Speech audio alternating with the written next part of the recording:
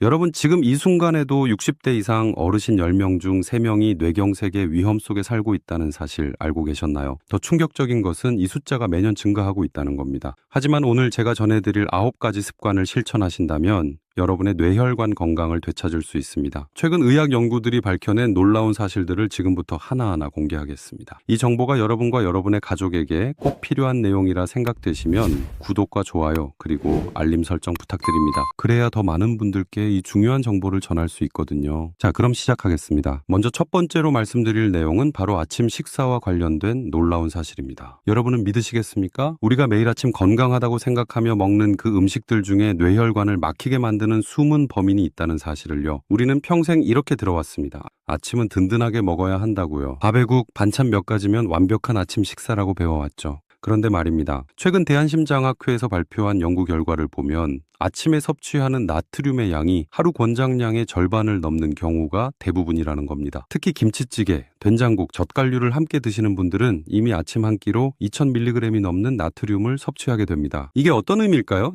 나트륨은 우리 몸속에서 혈관 내피세포를 직접적으로 손상시킵니다. 마치 녹슨 파이프에 물때가 끼듯이 혈관 벽에 염증 반응을 일으키고 동맥경화를 촉진하는 거죠. 서울의 김영수 씨 65세 사례를 들어볼까요? 이분은 매일 아침 김치찌개와 젓갈을 드셨는데 어느 날 갑자기 왼쪽 팔다리에 힘이 빠지는 증상을 경험하셨답니다. 병원에서 검사해보니 경동맥이 70% 이상 막혀 있었다고 합니다. 그렇다면 어떻게 해야 할까요? 아침 식사를 완전히 거를 필요는 없습니다. 다만 국물 요리에 국물은 덜 드시고 김치는 물에 한번 헹궈서 드시면 됩니다. 젓갈은 일주일에 2-3번 정도로 줄이시는 게 좋습니다. 두 번째로 알려드릴 내용은 여러분을 정말 놀라게 할 겁니다. 바로 우리가 건강을 위해 마시는 그 음료에 관한 이야기입니다. 여러분 중에 매일 아침 야채 주스나 과일 주스를 드시는 분 계시죠? 우리는 이렇게 배워왔습니다. 채소와 과일은 많이 먹을수록 좋다고요. 비타민과 항산화 성분이 풍부해서 혈관 건강에도 좋다고 들었죠. 하지만 거의 알려지지 않은 사실이 있습니다. 시중에 파는 주스의 대부분은 과당 함량이 엄청나게 높다는 겁니다. 심지어 무과당이라고 표시된 제품도 과일 자체에 들어있는 과당 때문에 문제가 될 수 있습니다. 과당은 우리 몸에서 포도당과는 다르게 대사됩니다. 간으로 직접 가서 중성지방으로 변환되는데요. 이 중성지방이 혈액 속을 떠돌다가 혈관 벽에 쌓이면서 죽상동맥 경화증을 일으킵니다. 더 심각한 건 과당이 혈액의 점도를 높인다는 겁니다. 쉽게 말해 피를 걸쭉하게 만든다는 거죠. 부산의 한 연구팀이 발표한 논문을 보면 매일 300ml 이상의 과일 주스를 마신 60대 그룹과 그렇지 않은 그룹을 비교했더니 전자의 뇌경색 발생률이 1.5배 높았다고 합니다. 제가 알게 된 대구의 박명희 씨 68세 사례도 비슷합니다. 건강을 위해 매일 아침 사과 주스 한 잔, 저녁에 토마토 주스 한 잔을 2년 동안 드셨는데 건강검진에서 중성지방 수치가 300을 넘었고 경동맥에 플라크가 발견됐다고 하더군요. 그렇다고 과일과 채소를 안 드시라는 게 아닙니다. 주스로 마시지 마시고 통째로 씹어서 드시라는 겁니다. 섬유질이 함께 들어가면 과당의 흡수 속도가 느려지고 포만감도 생겨서 과다 섭취를 막을 수 있습니다. 세 번째는 정말 많은 분들이 모르고 계신 저녁 식사 시간에 관한 내용입니다. 여러분은 보통 몇 시에 저녁을 드시나요? 7시? 8시? 혹시 9시 이후에 드시는 분도 계실 겁니다. 평생 우리는 이렇게 생각해 왔습니다. 저녁은 하루 중 언제 먹든 상관없다고요. 배고프면 먹고 바쁘면 늦게 먹고요. 그런데 최근 시간 영양학이라는 분야의 연구 결과들이 이 통념을 완전히 뒤집고 있습니다. 우리 몸에는 생체 리듬이라는 게 있는데요. 이게 단순히 잠만 조절하는 게 아닙니다. 혈당 조절, 혈압 조절, 혈액 응고 능력까지 모두 시간에 따라 변한다는 겁니다. 특히 저녁 8시 이후가 되면 우리 몸은 휴식 모드로 들어가면서 인슐린 분비가 감소합니다. 이 상태에서 음식을 먹으면 혈당이 급격히 올라가고 이 높은 혈당이 밤새 혈관벽을 공격하게 됩니다. 더 놀라운 건 밤늦게 먹으면 혈액의 응고인자가 증가한다는 겁니다. 피가 더 잘 굳는다는 뜻이죠. 이게 바로 새벽 시간대에 뇌경색이 많이 발생하는 이유 중 하나입니다.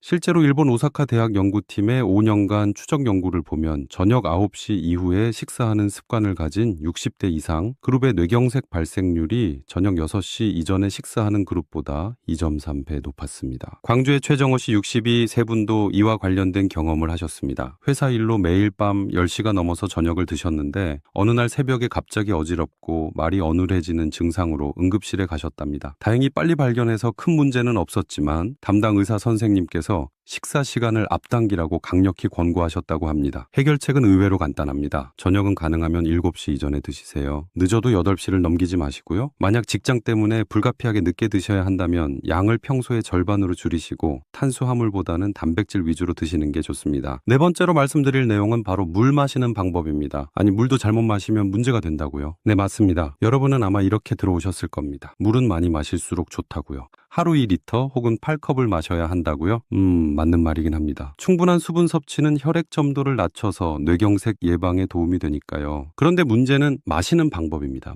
많은 분들이 목이 마를 때 한꺼번에 많은 양을 들이키십니다. 특히 여름철에 운동하고 나서나 목욕 후에 그러시죠. 이게 왜 문제가 될까요? 우리 신체는 한 번에 흡수할 수 있는 수분의 양이 정해져 있습니다. 대략 200에서 250ml 정도입니다. 이보다 많이 마시면 대부분 그냥 소변으로 배출되고 오히려 전해질 균형이 깨질 수 있습니다. 특히 60대 이상이 되면 신장 기능이 젊었을 때보다 떨어지기 때문에 더 조심해야 합니다. 한꺼번에 많은 물을 마시면 일시적으로 혈액이 희석되면서 혈압이 급격히 변할 수 있고 이게 뇌혈관에 무리를 줄 수 있습니다. 서울대학교 연구팀이 발표한 자료를 보면 한 번에 500ml 이상의 물을 마신 후 30분 이내에 혈압 변동이 가장 크게 나타났다고 합니다. 인천의 이순자 씨 64세분의 경험담도 들어봤는데요. 더운 여름날 등산 후 갈증이 심해서 물을 한 번에 거의 1리터 가까이 마셨는데 잠시 후 어지럼증과 함께 일시적으로 한쪽 시야가 흐려지는 증상을 겪으셨다고 합니다. 병원에서는 일과성 뇌허혈 발작으로 진단했답니다. 올바른 방법은 이렇습니다. 물은 한 번에 한 컵,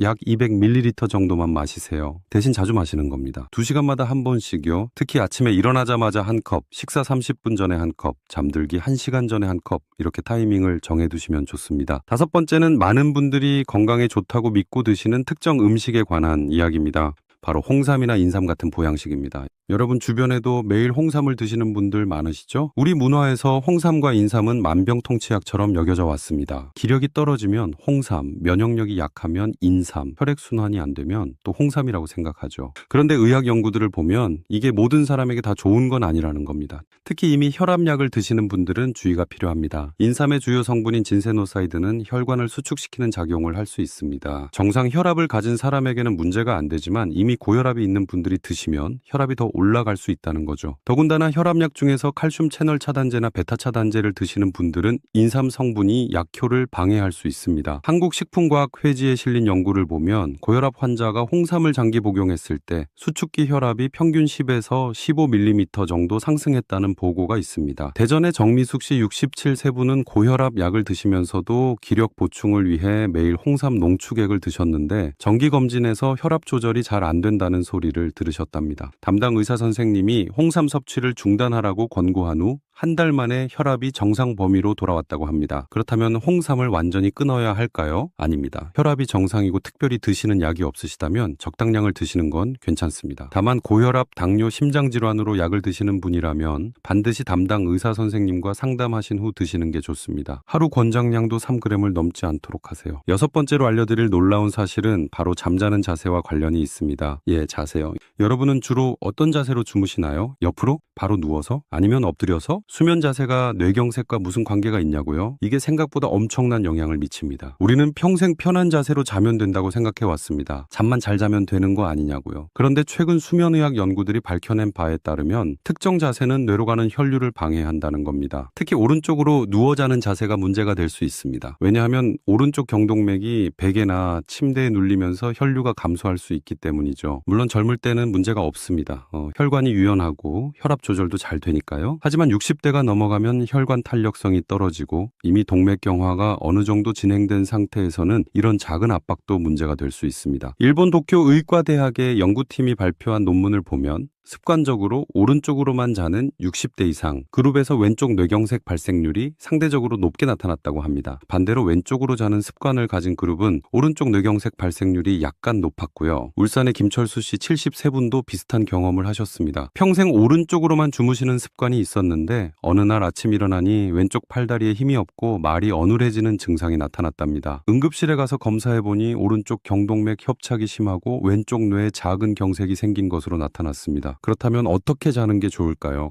가장 좋은 건 바로 누워서 자는 겁니다. 얼굴이 천장을 향하게요. 이렇게 자면 양쪽 경동맥에 골고루 혈액이 공급됩니다. 만약 바로 눕기가 불편하시다면 좌우를 번갈아 가며 자세를 바꿔주세요. 한 자세로 4시간 이상 유지하지 마시고요. 베개 높이도 중요한데 너무 높으면 목이 꺾여서 혈류가 방해되니 팔 길이 정도의 높이가 적당합니다. 7번째는 정말 많은 분들이 간과하시는 화장실 습관에 관한 내용입니다. 충격적인 사실을 하나 말씀드릴게요. 뇌경색의 상당수가 화장실에서 발생합니다. 특히 아침에 첫 볼일을 보실 때 말이죠. 왜 그럴까요? 우리는 대수롭지 않게 생각합니다. 화장실에서 힘을 주는 건 당연한 거 아니냐고요. 변비가 있으면 더 힘을 줘야 한다라고 생각하죠. 그런데 이게 정말 위험한 행동입니다. 배변할 때 힘을 주면 복압이 올라갑니다. 이 복압이 혈압을 급격히 상승시키는데요. 연구에 따르면 심하게 힘을 줄 때 수축기 혈압이 평소보다 50에서 70mm나 올라간다고 합니다. 이미 고혈압이 있는 분들은 이 순간 혈압이 200을 넘을 수 있다는 뜻입니다. 이렇게 갑자기 혈압이 오르면 약해진 뇌혈관이 터지거나 막힐 수 있습니다. 특히 새벽이나 이른 아침은 혈압이 원래 높아지는 시간대라서 더 위험합니다. 대한뇌졸중학회의 통계를 보면 뇌경색 환자의 약 15%가 화장실에서 볼일을 보다가 발생했다고 합니다. 창원의 박영호 씨 69세분의 경우도 마찬가지였습니다. 만성 변비로 고생하시던 중 아침에 화장실에서 힘을 주다가 갑자기 두통과 함께 의식을 잃으셨답니다.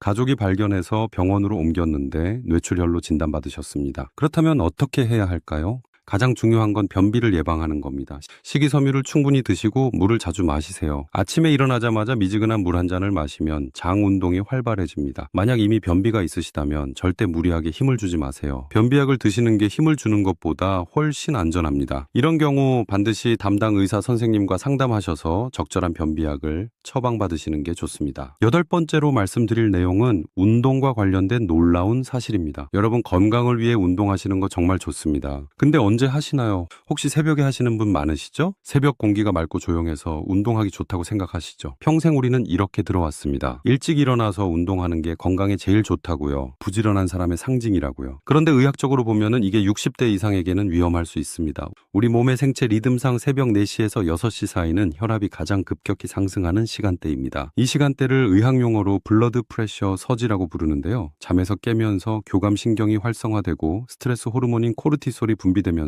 혈압이 치솟습니다. 여기에 운동까지 하면 혈압이 더욱 올라가는 거죠. 특히 준비 운동 없이 갑자기 빠르게 걷거나 뛰면 정말 위험합니다. 미국 심장학회에서 발표한 연구를 보면 새벽 5시에서 7시 사이에 운동하는 60대 이상 그룹의 심혈관 사고 발생률이 오전 10시 이후에 운동하는 그룹보다 1.8배 높았습니다. 제주도의 한 사례를 들어볼까요? 강민호 씨 66세분은 매일 새벽 5시에 일어나 한라산 등산로를 걸으셨는데 어느 날 등산 중 갑자기 어지럽고 한쪽 다리에 힘이 빠지는 증상을 경험하셨답니다. 다행히 주변 등산객들의 도움으로 빨리 병원에 가셨고 큰 문제는 없었지만 의료진은 운동 시간을 늦추라고 강력히 권고했습니다. 그렇다면 언제 운동하는 게 좋을까요? 가능하면 오전 10시 이후나 오후 시간대를 선택하세요. 이 시간대는 혈압이 안정되고 천도 올라가서 부상 위험도 적습니다. 만약 아침밖에 시간이 없으시다면 최소한 7시 이후에 하시고 준비 운동을 충분히 하세요. 특히 겨울철에는 더욱 조심하셔야 합니다. 마지막 9번째는 정말 중요한 내용입니다. 바로 감정 조절과 스트레스에 관한 이야기입니다. 여러분은 믿으시겠습니까? 갑작스러운 분노나 극심한 스트레스가 단 몇 분 만에 뇌경색을 일으킬 수 있다는 사실을요. 우리는 흔히 이렇게 생각합니다.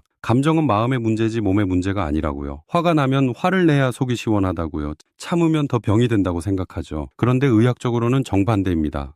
갑작스러운 강한 감정, 특히 분노는 우리 몸에 엄청난 생리학적 변화를 일으킵니다. 화가 나면 즉시 아드레날린과 노르아드레날린 같은 스트레스 호르몬이 분비됩니다. 이 호르몬들은 심박수를 높이고 혈관을 수축시키며 혈압을 급격히 상승시킵니다. 동시에 혈소판의 응집력이 증가해서 피가 더 쉽게 응고되는 상태가 됩니다. 이게 바로 뇌경색이 발생하기 완벽한 조건입니다. 하버드 의과대학 연구팀의 조사에 따르면 강한 분노를 경험한 후 2시간 이내에 뇌경색 발생 위험이 평소보다 3배 이상 증가한다고 합니다. 실제 사례를 하나 말씀드리죠. 수원의 최인호 씨 65세분은 아파트 관리 문제로 이웃과 심하게 다투신 후 집으로 돌아오는 길에 갑자기 말이 어눌해지고 한쪽 팔이 마비되는 증상을 겪으셨습니다. 곧바로 응급실로 가셨고 급성 뇌경색으로 진단받아 응급치료를 받으셨습니다. 담당 의료진은 스트레스 상황이 직접적인 원인이었을 가능성이 높다고 설명했답니다. 그렇다면 어떻게 해야 할까요? 스트레스를 완전히 없앨 수는 없습니다. 하지만 관리할 수는 있습니다. 화가 날 때는 즉시 그 상황에서 벗어나세요. 심호흡을 천천히 5번 하세요.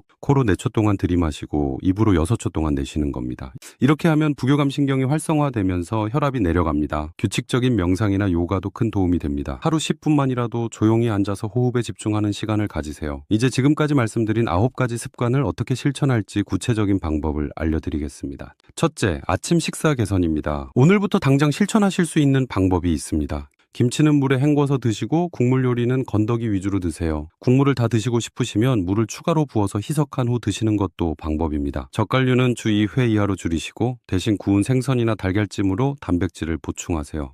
최근 서울대학교 식품영양학과 연구팀이 발표한 논문을 보면 이렇게 나트륨을 줄인 식단을 3개월간 유지한 그룹에서 수축기 혈압이 평균 12mm 감소했다고 합니다. 둘째, 수분 섭취 방법을 바꾸세요. 휴대폰에 알람을 2시간마다 설정해 두세요. 알람이 울릴 때마다 물 한 컵을 마시는 겁니다. 처음에는 귀찮으실 수 있지만 이 주일만 하시면 습관이 됩니다. 특히 아침에 일어나자마자 물 한 컵, 이건 정말 중요합니다. 밤사이 수분이 부족해진 혈액을 묽게 만들어주니까요. 셋째, 전문의 상담을 적극 활용하세요.